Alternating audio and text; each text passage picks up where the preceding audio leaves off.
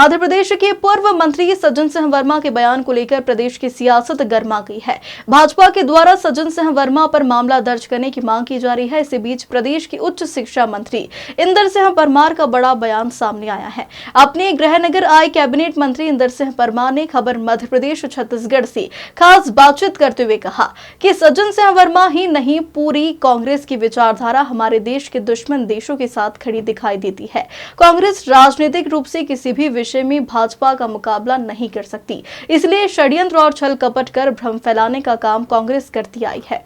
देखिए, सज्जन वर्मा नहीं, पूरी कांग्रेस की विचारधारा हमारे देश के दुश्मन देशों के साथ खड़ी दिखाई देती है और उसी में से सज्जन वर्मा भी, क्योंकि राजनीतिक रूप से किसी भी विषय पर ये भारतीय जनता पार्टी का मुकाबला नहीं कर सकते हैं, प्रधानमंत्री नरेंद्र मोदी जी का मुकाबला नहीं कर सकते।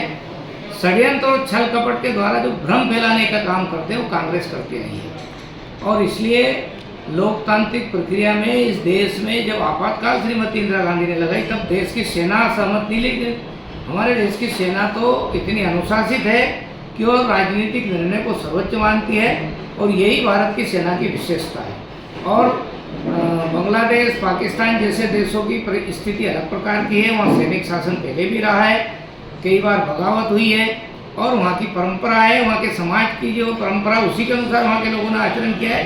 भारत के समाज की, यहाँ के दर्शन में, इस परंपरा में इस प्रकार का व्यवहार यहाँ की जनता नहीं करती है। लोकतांत्रिक प्रक्रिया सब कुछ होता है और इसलिए सज्जन वर्मा गलत मुगालते में है। जब वो राजनीतिक रूप से पराजित हो गए, यहाँ तक कि कमलनाथ का गढ़ भी वो नहीं बचा पाए, तो आज वो खींच ताड़ने का काम कर रहे हैं।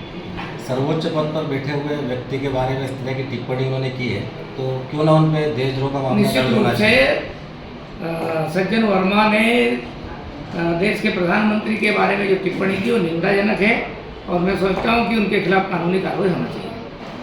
वक्फ बोर्ड को वैसे एक वक्फ बोर्ड को लेकर भी मध्य प्रदेश में भी काफ़ी ज़मीन वक्फ बोर्ड की निकल रही, क्या इस तरह की इस पर एक्शन होना चाहिए और किस तरह से? देखिए, वक्फ बोर्ड का जो कानून बनाया वो कानून भारत के संविधान के साथ मेल नहीं खाता है और उसमें इस प्रकार की व्यवस्था की है कि वक्फ बोर्ड किसकी निजी ज़मीन पर भी कह देगा कि ज़मीन हमारी, तो उसके वक्फ बोर्ड के नाम से दर्ज हो जाती है और इसलिए घोर आपत्तिजनक कानून है। उस कानून में सुधार होना चाहिए। सुधार के लिए ही भारत सरकार ने प्रयास शुरू किया है।